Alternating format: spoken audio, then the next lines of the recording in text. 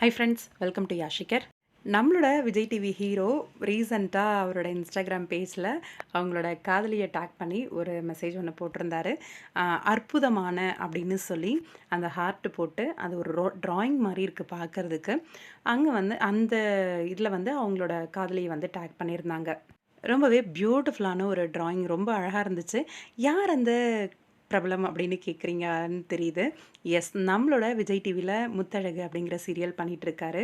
சீரியலில் மட்டும்தாங்க 2 மனைவி, மற்றபடிக்கு பயங்கரமான ஒரு கேரக்டர், ரொம்பவே சூப்பரான ஒரு பர்சனும் நம்ம ஆஷிஷ். அவரோட இன்ஸ்டாகிராம் பேஜில் ஒரு குட்டியான ஒரு அப்டேட் கொடுக்கட்டும், அதுக்கப்புறம் ஷேர் பண்ணலாம் அப்படின்னு தான் வெயிட் பண்ணிட்டு இருந்தேன். 1 மந்த் முன்னாடியே எனக்கு வந்து இந்த விஷயம் வந்து தெரியும். எப்படின்னா, அவரோட இன்ஸ்டாகிராமில் வந்து ஒரு ரீல்ஸ் ஒன்று பண்ணியிருந்தாரு. ரொம்பவே பியூட்டிஃபுல்லான ஒரு ரீல்ஸ் அவங்களோட லவ்வரோட சேர்ந்து. ரொம்ப சூப்பரா இருந்துச்சு. அவங்களோட காதலியோட நேம் வந்து காயத்ரி. வருங்கால மனைவி அப்படின்னு அஃபிஷியலா அந்த ரீல்ஸ்ல வந்து கமெண்ட் பண்ணவங்க எல்லாருக்குமே அவரே வந்து மென்ஷன் பண்ண சொல்லிட்டாரு. ஆமா, ஃப்யூச்சர் ஒய்ஃப் அப்படின்ட்டு. அதே மாரி அண்ணியா அப்படின்னு கேட்டா, எஸ் எஸ் அப்படின்லாம் சொல்லி ஷேர் பண்ணியிருந்தாரு. இவங்க ஃப்யூச்சர் ஒய்ஃபா பிரதர் கங்ராச்சுலேஷன்ஸ் அப்படின்னு சொல்லியிருந்தாங்க. எஸ் சிஸ் அப்படின்னு சொல்லியிருந்தாரு. இவங்க உங்க லைஃப் பார்ட்னரா அப்படின்னு கேட்டதுக்கு, ஆக போறாங்கம்மா அப்படின்னும் ரிப்ளை பண்ணியிருந்தாரு.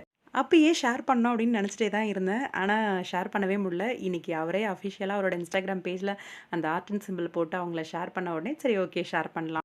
ஆஷிஷோட வருங்கால மனைவி ரொம்ப பியூட்டிஃபுல்லா அழகா இருக்காங்க. சீக்கிரமாவே அவங்களோட திருமண செய்தியையும் சொல்லுவாங்க அப்படின்னு சொல்லி எதிர்பார்க்கலாம். இந்த பியூட்டிஃபுல்லான அழகான கப்பிள்ஸ்க்கு எங்களோட மனமார்ந்த வாழ்த்துக்கள்.